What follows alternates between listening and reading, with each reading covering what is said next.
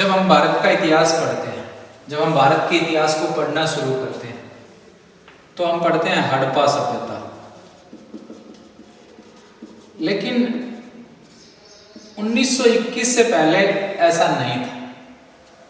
1921 से पहले, या हम ये कहें कि उस दौर में जब हम भारत का इतिहास कोई भी व्यक्ति पढ़ता था तो भारत का इतिहास मगध से शुरू होता था, मगध साम्राज्य से शुरू होता था।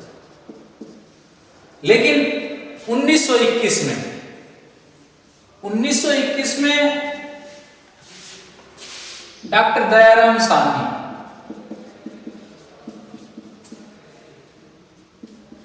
दयाराम साहनी ने हड़प्पा नगर की खोज की।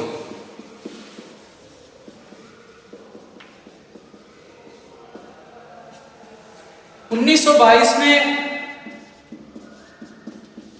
डॉक्टर राखलदास बनर्जी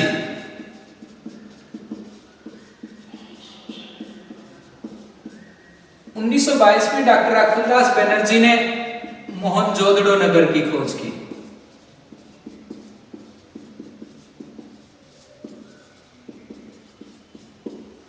वैसे तो भारतीय पुरातात्विक विभाग के प्रथम director general sir Alexander Cunningham थे, लेकिन जिस दौर में यह सभ्यता खोजी गई उस दौर में सर जॉन मार्शल,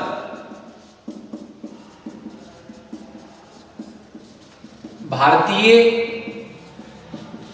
पुरातत्व विभाग के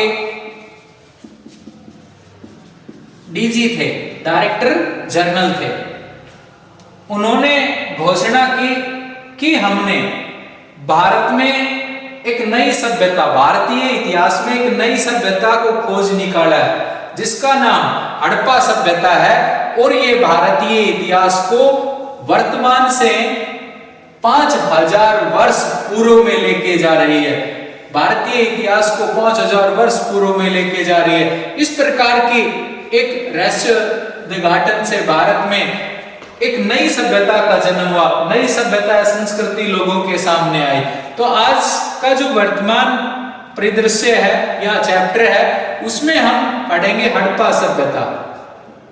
हड़प्पा सभ्यता में सबसे पहले है कि इसका नामकरण।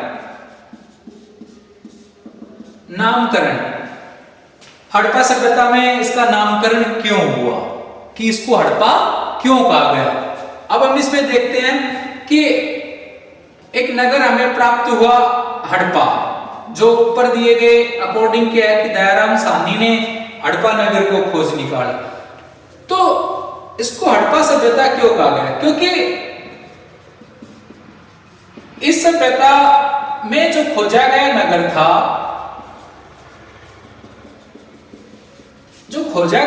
था, वो सर्वप्रथम या पहला हड़प्पा था।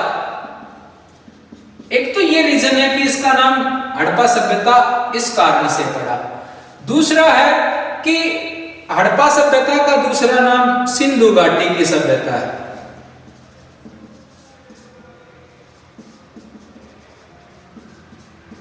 यह सिंधु घाटी की संस्कृति। अब ये मेन एक पॉइंट आता है कि सिंधु घाटी की सभ्यता इसको क्यों कहा जाता है।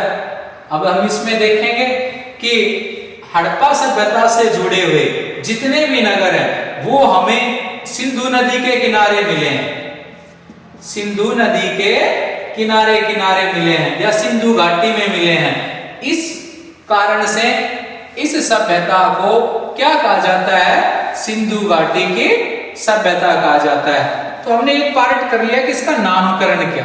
अब इसका कालावधि, दूसरा है कि इसकी कालावधि क्या थी।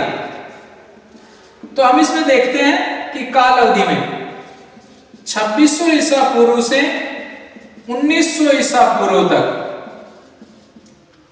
2600 ईसा पूर्व से 1900 ईसा पूर्व तक इसकी कालावधि का निर्धारण किया जाता है।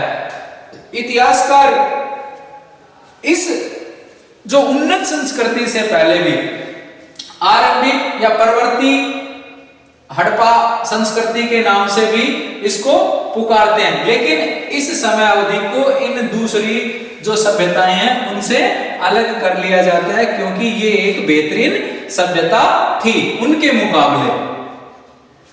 नामकरण हो गया काल अवधि। अब है इसका विस्तार। किसका विस्तार कहां से कहां तक? हम देखते हैं कि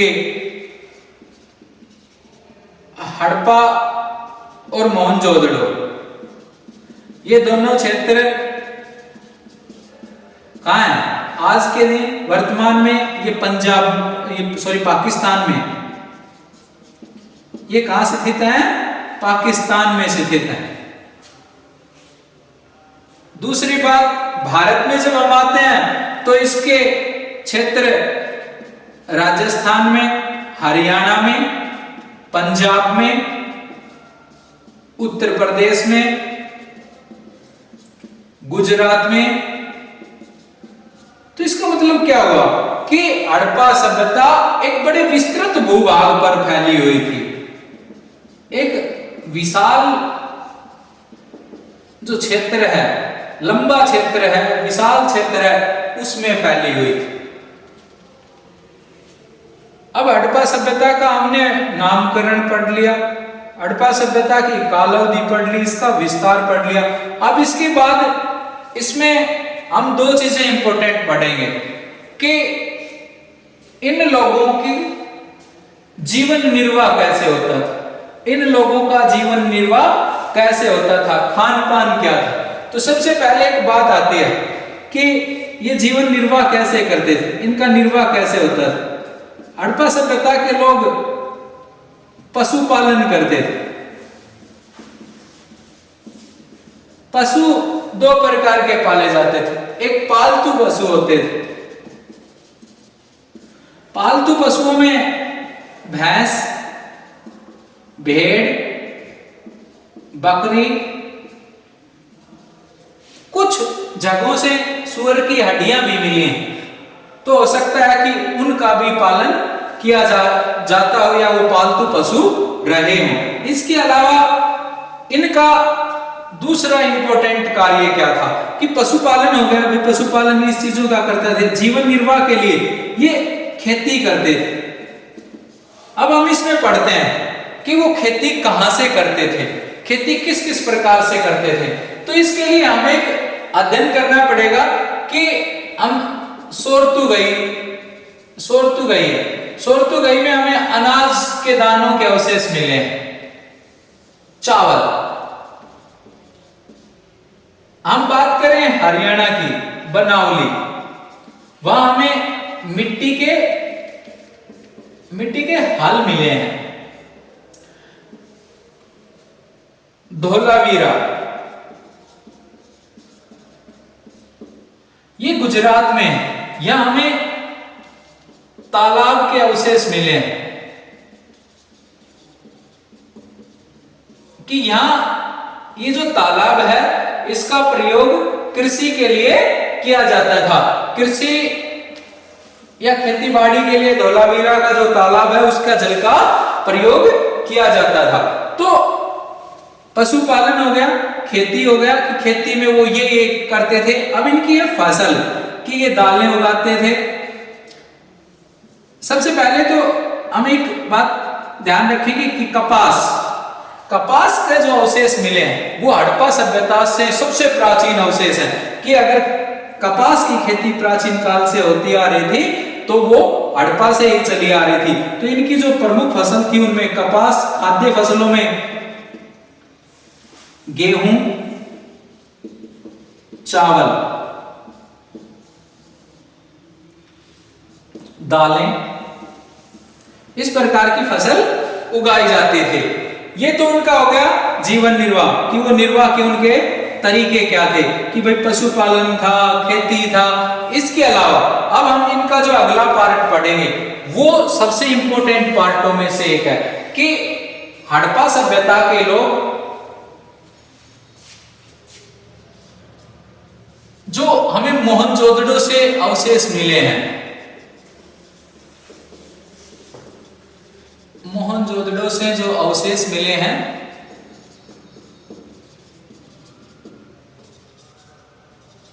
उनके अनुसार स्थापत्य क्या था, गृह स्थापत्य।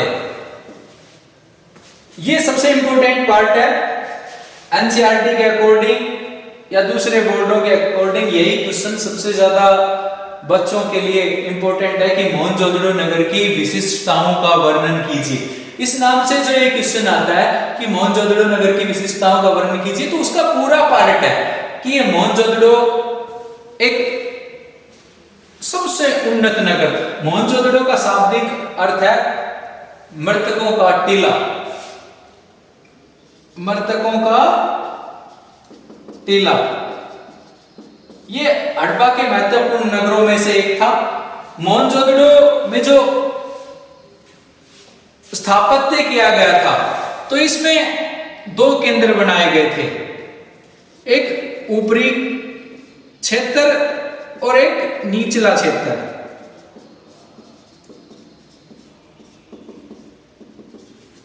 अब हम इस पे फोकस करेंगे कि जो ऊपरी क्षेत्र है उसकी जो संरचना है वो इस प्रकार से की जाती थी कि ये क्षेत्र छोटा था, लेकिन ये पक्की ईंटों से बनाया गया था।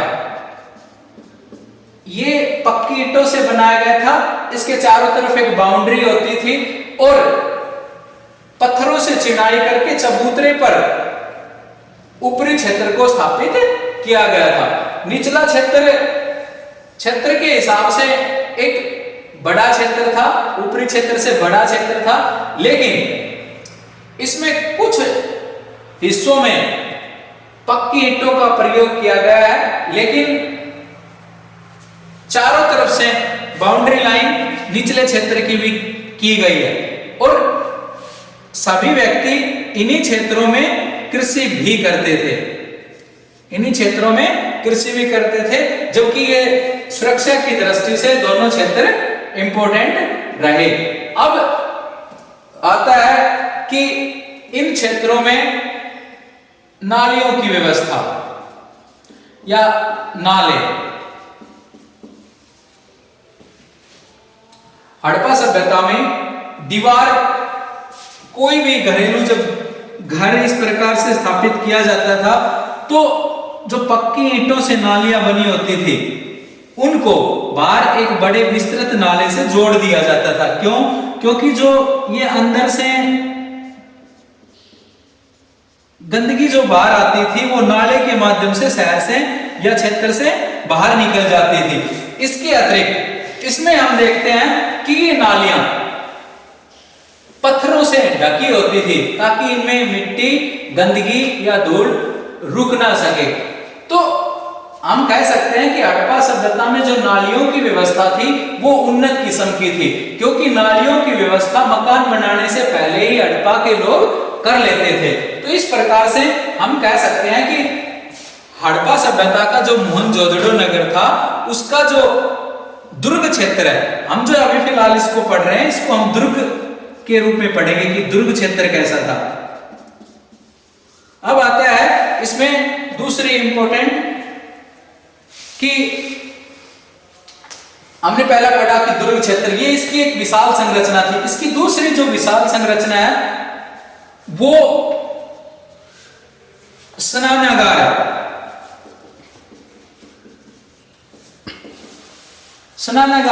स्नानागार